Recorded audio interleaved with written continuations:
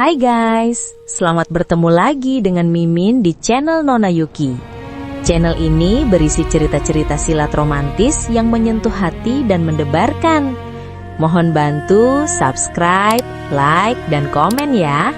Terima kasih. Kaisar Agung Seni Bela Diri Bab 2036. Mengenai masalah orang tua Luo Xiu, baik Luo Xiu maupun Long Aojun tidak banyak bicara lagi. Fakta bahwa orang-orang dari dojo tanpa batas berhasil menemukan tanah terlarang pemakaman tulang telah membunyikan alarm peringatan di hati Luo Xiu, yang berarti tempat persembunyiannya di sini tidak lagi aman.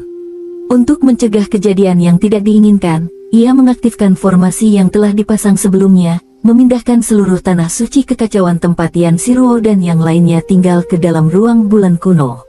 Tanah suci itu adalah dunia kekacauan yang pernah ia ciptakan sendiri berdasarkan pemahamannya. Seiring dengan peningkatan tingkatan dan pemahaman daunnya saat ini, dunia kekacauan ini juga terus menyempurnakan diri, dan pada akhirnya akan berevolusi menjadi dunia yang setara dengan dunia abadi, atau bahkan lebih luas dan agung. Sebenarnya, metode semacam ini tidak bisa dianggap sebagai kemampuan ilahi yang luar biasa. Di dalam kekacauan tanpa batas, banyak ahli yang mampu melakukannya, dan banyak tempat warisan tingkat dojo sebenarnya adalah dunia yang diciptakan langsung oleh seorang ahli yang kuat. Kemudian di dalam ruang bulan kuno, Luo Xiu meminta Hei Go untuk bertindak, membantu Long Aojun menerobos langkah terakhir dan melangkah ke ranah Santo. Pada saat Long Aojun menerobos ke ranah Santo, tubuhnya yang semula dipenuhi aura kematian tiba-tiba memancarkan vitalitas baru. Ia kini bisa meninggalkan tanah terlarang pemakaman tulang dengan leluasa, tanpa ada lagi belenggu yang mengikatnya. Mengenai ruang bulan kuno, Luo Xiu tidak menjelaskan banyak hal, dan Long Aojun juga tidak banyak bertanya. Jelas, ia tahu bahwa ini adalah rahasia pribadi Luo Xiu. Jika tidak terpaksa, Luo Xiu juga tidak ingin sembarangan mengekspos ruang bulan kuno. Namun, ia tidak bisa membiarkan sesuatu terjadi pada Long Aojun ataupun orang-orang di dalam tanah suci. Jika tidak, ia akan hidup dalam rasa bersalah seumur hidupnya. Duar, hari-hari tenang tidak berlangsung lama. Berkas-berkas cahaya turun ke dunia abadi. Banyak ahli dari warisan tingkat dojo di kekacauan tanpa batas datang menembus halangan formasi. Para ahli dari berbagai dojo besar ini tidak memiliki tujuan lain saat memasuki dunia abadi. Mereka semua langsung berubah menjadi sinar cahaya, terbang menuju pintu masuk gudang Dao di atas kekosongan.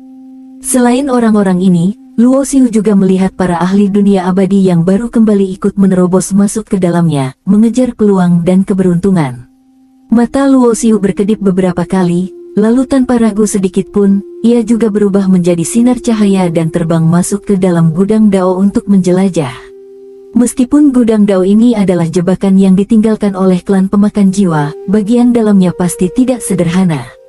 Jika tidak, tempat ini tidak akan menarik berbagai dojo besar untuk mengirim begitu banyak orang guna melakukan eksplorasi. Dilihat dari luar, pintu masuk gudang Dao tampak seperti jurang hitam yang dalam. Namun setelah masuk, barulah diketahui bahwa ada alam semesta lain di dalamnya, layaknya sebuah dunia langit dan bumi yang utuh. Sebuah puncak gunung yang menjulang menembus awan terlihat di depan mata. Di bagian tinggi puncak gunung itu, fluktuasi kekuatan Dao yang agung dan tak terduga dapat dirasakan dengan jelas. Bahkan seluruh gunung itu sendiri adalah sebuah harta karun, jelas merupakan harta yang melampaui tingkat tertinggi. Ketika Luo Xiu tiba di sini, ia melihat banyak kultivator sedang mencoba mengambil gunung ini. Namun, apapun metode yang mereka gunakan, jangankan memindahkan gunung tersebut, bahkan memecahkan satu batu pun dari sana mereka tidak mampu. Keberadaan Fang Yi tidak diketahui, dua leluhur abadi serta 5 kaisar juga hilang tanpa jejak. Begitu pula aura klan pemakan jiwa itu tidak dapat dirasakan. Luo Xiu tidak terlalu memikirkan hal ini. Karena ia melihat mereka menerobos masuk ke dalam gudang Dao ini dengan mata kepalanya sendiri, kemungkinan besar bagi mereka harta lain di dalam gudang Dao ini tidaklah berarti. Hanya harta tingkat pembuktian Dao itulah yang menjadi prioritas utama. Pergi dan lihatlah ke bagian tinggi gunung ini.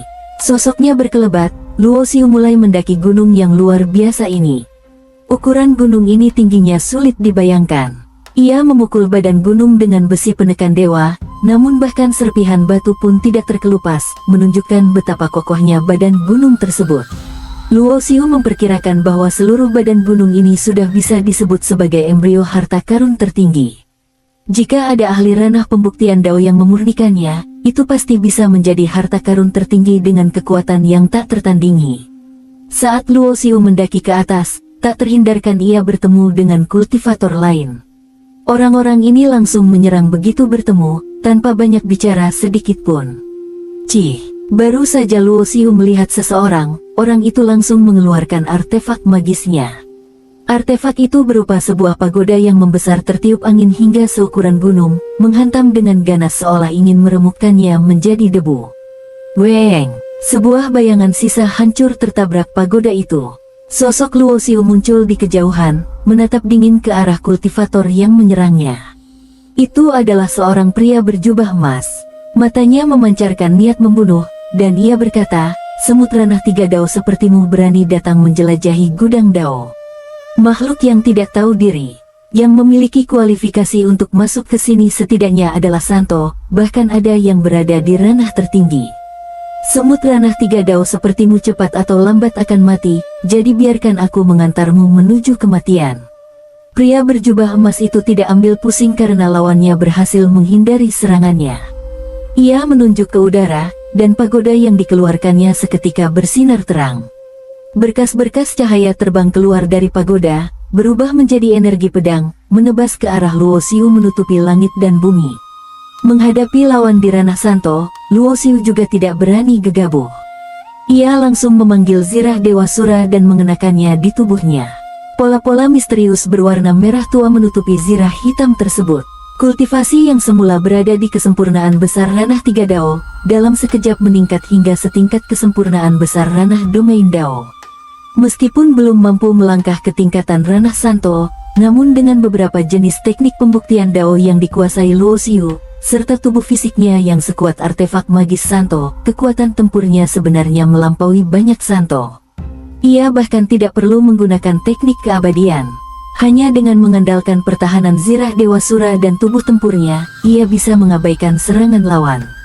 Ketika energi pedang menebas tubuhnya, hanya terlihat percikan api, bahkan tidak mampu meninggalkan bekas putih sedikit pun. Boom! Sosoknya berkelebat, Luo Xiu meninju pagoda yang dikeluarkan lawannya. Terdengar ledakan memekakkan telinga bergema di udara. Artefak berbentuk pagoda itu terpental oleh tinju Luo Xiu, dan retakan-retakan muncul di permukaannya.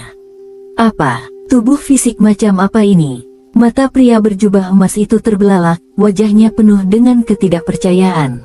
Luo Xiu malas menjawab dan langsung menyerbu untuk membunuh. Pria berjubah emas itu buru-buru mundur sambil mengaktifkan kemampuan ilahi dan teknik rahasianya. Namun semua itu sia-sia. Tubuh Luo Xiu menerobos paksa cahaya ilahi itu. Kemampuan ilahi dan teknik sihir yang dilancarkan lawan sama sekali tidak bisa melukai sehelai rambut pun di tubuhnya.